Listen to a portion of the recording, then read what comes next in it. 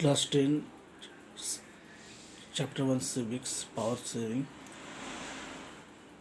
Second point,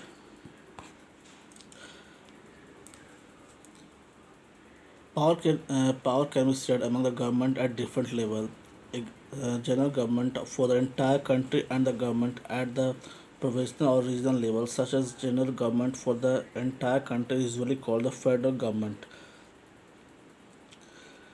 यहाँ पे ये बताया जा रहा है कि सरकार के बीच जो भी विभिन्न स्तर पर सत्ता का बंटवारा किया गया है, जैसे सेंट्रल गवर्नमेंट, स्टेट गवर्नमेंट और ज़िले में जो हमारे म्यूनसिपल सरकारें हैं उसके बीच में इस चीज़ को किस तरह से डिवाइड किया गया उसको बताया गया है। यहाँ पर आप देखते होंगे कि जैसे कि पूरे देश में एक समान सरकार है और फिर प्रांत या क्षेत्र या राज्य स्तर पर अलग अलग सरकार है। पूरे देश के लिए बनने वाले ऐसी समान सरकार को अक्सर हम ये केंद्र सरकार कहते हैं, प्रांतीय क्षेत्र को राज्य सरकार कहते हैं और अलग अलग जो गाँवों में या छोटे शहरों में उसे हम म्यूनसिपल या पंचायती सभा भी कहते हैं। तो इस सरकार ने इस तरह की व्यवस्था की कि सरकार की सर्व शक्तियाँ हैं वो ऊपर से नीचे तक वो उसको बांटी गई, ना कि किसी एक पर ये इस चीज़ को रखा गया। लेकिन बट यहाँ पर यह भी है कि जिन देशों में ऐसी व्यवस्था है वहाँ पर संविधान में यह स्पष्ट उल्लेख है कि केंद्र और सरकार राज्य के बीच ये सारी चीज़ें इसमें लिखी गई हैं। मगर जैसे बेल्जियम में भी इस तरह का कानून है, मगर श्रीलंका में ऐसे कानून नहीं है। बेल्जियम में भी हमारे यहाँ सेंट्रल गवर्नमेंट, राज्य स्टेट गवर्नमेंट जैसे ही सरकार है जो वहाँ के कॉन्स्टिट्यूशन में लिखी गई है। थर्ड पॉइंट जो हमारा है इसमें, पावर में also be shared among the different social group such as the religious and the linguistic group. Community government in Belgium is good example of the arrangement.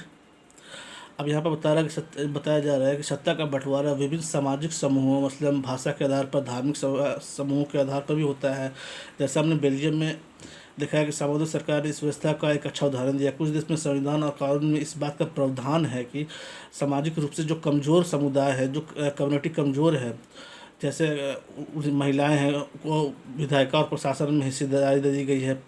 हमने कई देखा है पिछले अपने देश में प्रचलित आरक्षित चुनाव जिस होते हैं उसमें इस व्यवस्था के बारे में पढ़ा है। महिलाओं को आरक्षण दिया जाता है, जो कमज़ोर वर्ग है उनमें भी इसमें जगह दी जाती है। तो इसके साथ साथ अल्पसंख्यक समुदाय को भी इसी तरीके से सत्ता में उचित हिस्सेदारी भी दी जाती है। सामाजिक विविधताओं को शासन में भागीदारी देने के अलग अलग तरीक़ों से हम इसमें अब चर्चा करेंगे। फोर्थ पॉइंट जो हमारा है, power sharing arrangement can also be seen in the way the political parties, pressure group and the movement control and influence those in power।